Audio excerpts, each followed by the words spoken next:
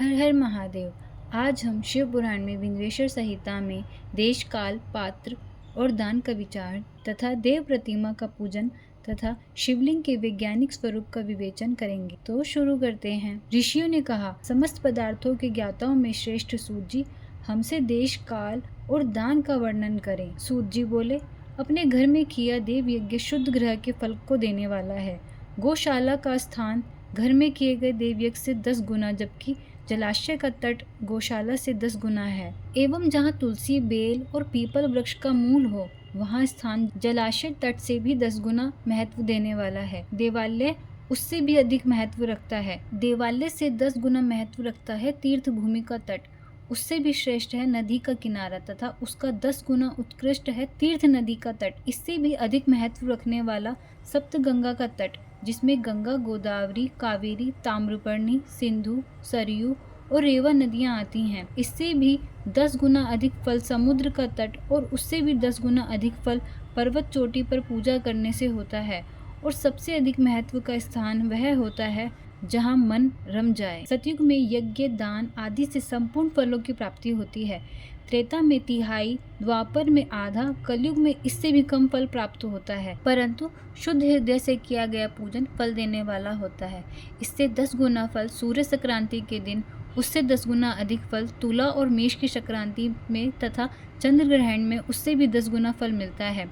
सूर्य ग्रहण में उससे भी 10 गुना अधिक फल प्राप्त होता है। महापुरुषों के साथ में वह काल करोड़ों सूर्य ग्रहणों के समान पावन है, ऐसा ज्ञानी पुरुष मानते हैं। तपोनिष्ठ योगी और ज्ञाननिष्ठ योगी पूजा के पात्र होते हैं, क्योंकि ये पापों के नाश के कारण होते हैं। जिस ब्राह्मण ने 24 लाख गायत्री का जाप कर लिया हो, वह भी पूजा के पात्र है। वह संपूर्ण काल का और भोग का दाता है। गायत्री के जाप से शुद्ध हुआ ब्राह्मण परम पवित्र है। इसलिए दान, जाप, होम और पूजा सभी कर्मों के लिए वही शुद्ध पात्र है। स्त्री या पुरुष जो भी भूखा हो, वही अन्न दान का पात्र है। जिसे जिस वस्तु की इच्छा हो, उसे वह वस्तु बिना मांगे ही दे दी जाए, तो दाता को उस दान का पूरा फल प्राप्त होता है। याचना करने के बाद दिया गया दान आधा ही फल देता है। सेवक को दिया दान चौथाई फल देने वाला होता है। दीन ब्राह्मण को दिए गए धन का दान दाता को इस भूतल पर 10 वर्षों तक भोग प्रदान करने वाला है। वेद वेता को दान देने पर वह स्वर्ग लोक में देवताओं के वश से 10 वर्षों तक दिव्य भोग देने वाला है। गुरु दक्षिणा में प्राप्त धन शुद्ध द्रव्य कहलाता है। इसका दान संपूर्ण फल देने वाला है। क्षत्रियों का शौर्य से कमाया हुआ, वैश्यों का व्यापार से आया हुआ और शूद्रों का सेवावृत्ति से प्राप्त किया धन उत्तम द्रव्य है। गो, भूमि, तिल, सुवर्ण, घी, वस्त्र, धान्य, गुड़, चांदी, नमक, कोहड़ा और कन्या नामक 12 वस्तुओं का दान करना चाहिए। गोदान से सभी पापों का निवारण होता है और पुण्य कर्मों की पुष्टि होती है। भूमि का दान परलोक में आश्रय देने वाला होता है। तिल का दान बल देने वाला तथा मृत्यु का निवारक होता है। सुवर्ण का दान वीर्यदायक और घी का दान पुष्टिकारक होता है। वस्त्र का दान आयु की वृद्धि करता है। धान्य का दान करने से अन्न और धन की समृद्धि होती है। गुड़ का दान मधुर भोजन की प्राप्ति कराता है। चांदी के दान से वीर्य की वृद्धि होती है। लवण के दान से षड्रस भोजन की प्राप्ति होती है। कोहड़ा या कुष्मांडा के दान को पुष्टिदायक माना जाता है। कन्या का दान आजीवन भोग देने वाला होता है। जिन वस्तुओं से श्रवण आदि इंद्रियों की तृप्ति होती है, उसका सदा दान करें। वेद और शास्त्र को गुरुमुख से ग्रहण करके कर्मों का फल अवश्य मिलता है। इसे ही उच्च कोटि की आस्तिकता कहते हैं। भाई बंधु अथवा राजा के भय से जो आस्तिकता होती है, वह निम्न श्रेणी की होती है। जिस मनुष्य के पास धन का अभाव है, वह वाणी और कर्म द्वारा ही पूजन करे। तीर्थ यात्रा और व्रत को शारीरिक पूजन माना जाता है। तपस्या और दान मनुष्य को सदा करने चाहिए। देवताओं की तृप्ति के लिए जो कुछ दान किया जाता है, वह सब प्रकार के भोग प्रदान करने वाला है। इससे लोक और परलोक में उत्तम जन्म और सदा सुलभ होने वाला भोग प्राप्त होता है। ईश्वर को सब कुछ समर्पित करने एवं बुद्धि से यज्ञ व दान करने से मोक्ष की प्राप्ति होती है। ऋषियों ने कहा, साधु शिरोमणि सूत जी, हमें देव प्रतिमा के पूजन की विधि बताइए, जिससे अभिष्ट फल की प्राप्ति होती है। सूत जी बोले, हे महर्षियों, मिट्टी से बनाई हुई प्रतिमा का पूजन करने से पुरुष स्त्री सभी के मनोरथ सफल हो जाते हैं। इसके लिए नदी, तालाब, कुआं या जल के भीतर की मिट्टी लाकर सुगंधित द्रव्य से उसको शुद्ध करें। उसके बाद दूध डालकर अपने हाथ से सुंदर मूर्ति बनाएं। पद्मासन द्वारा प्रतिमा का आदर सहित पूजन करें। गणेश, सूर्य, विष्णु, शिव, पार्वती की मूर्ति और शिवलिंग का सदैव पूजन करें। संपूर्ण मनोरथों की सिद्धि के लिए 16 उपचारों द्वारा पूजन करें। किसी मनुष्य द्वारा स्थापित शिवलिंग पर 1 सेर नैवेद्य से पूजन करें। देवताओं द्वारा स्थापित शिवलिंग को 3 सेर नैवेद्य अर्पित करें तथा स्वयं प्रकट हुए शिवलिंग का पूजन 5 सेर नैवेद्य से करें। इससे अभिष्ट फल की प्राप्ति होती है। इस प्रकार सहस्त्र बार पूजन करने से सत्यलोक की प्राप्ति होती है। 12 अंगुल चौड़ा और 25 अंगुल लंबा यह लिंग का प्रमाण है और 15 अंगुल ऊंचा लोहे या लकड़ी के बनाए हुए पात्र का नाम शिव है। इसके अभिषेक से आत्मशुद्धि, गंध चढ़ाने से पुण्य, नैवेद्य चढ़ाने से आयु तथा धूप देने से धन की प्राप्ति होती है। दीप से ज्ञान और तांबूल से भोग मिलता है। अतएव स्नान आदि 6 पूजन के अंगों को अर्पित करें। नमस्कार और जाप संपूर्ण अभिष्ट फलों को देने वाला है। भोग और मोक्ष की इच्छा रखने वाले लोगों को पूजा के अंत में सदा जाप और नमस्कार करना चाहिए। जो मनुष्य जिस देवता की पूजा करता है वह उस देवता के लोक को प्राप्त करता है तथा उनके बीच के लोकों में उचित फल को भोगता है। हे महर्षियों, भूलोक में श्री गणेश पूजनीय हैं। शिवजी के द्वारा निर्धारित तिथि, वार, नक्षत्र में जो विधि सहित इनकी पूजा करता है उसके सभी पापों एवं शोक दूर हो जाते हैं और वह अभिष्ट फलों को पाकर मोक्ष को प्राप्त करता है।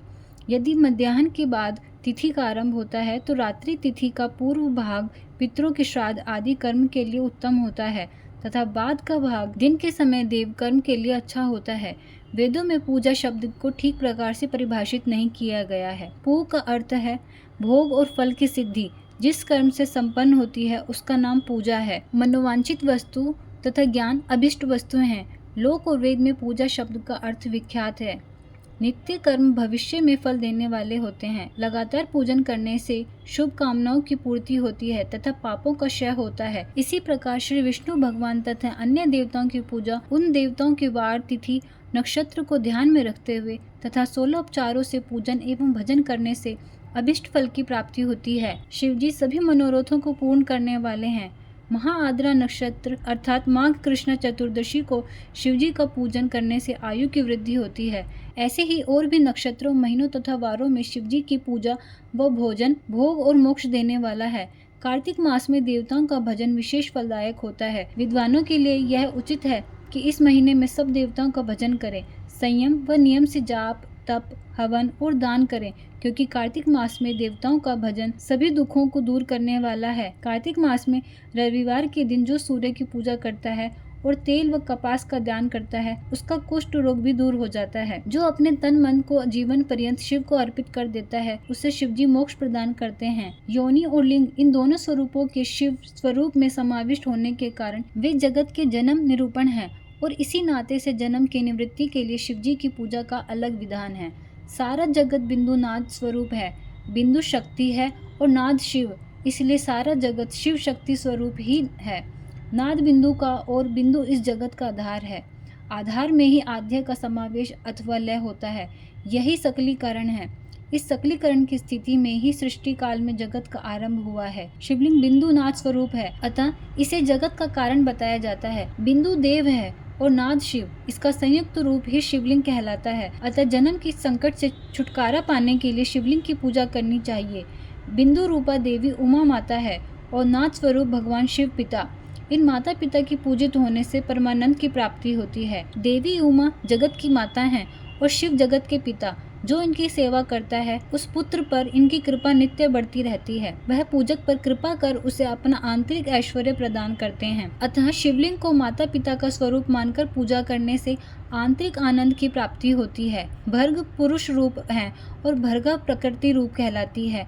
पुरुष आदि गर्भ हैं, क्योंकि वही प्रकृति का जनक है। प्रकृति में पुरुष का संयोग होने से होने वाला जन्म उसका प्रथम जन्म कहलाता है। जीव पुरुष से बारंबार जन्म और मृत्यु को प्राप्त होता है। माया द्वारा प्रकट किया जाना ही उसका जन्म कहलाता है। जीव का शरीर जन्म काल से ही 6 विकारों से युक्त होता है, इसीलिए इसे जीव की संज्ञा दी गई है। जन्म लेकर जो प्राणी विभिन्न पाशों अर्थात बंधनों में पड़ता है वह जीव है। जीव पशुता के पाश से जितना छूटने का प्रयास करता है उसमें उतना ही उलझता जाता है। कोई भी साधन जीव को जन्म मृत्यु के चक्र से मुक्त नहीं कर पाते। शिव के अनुग्रह से ही महामाया का प्रसाद जीव को प्राप्त होता है और मुक्ति मार्ग पर अग्रसर होता है।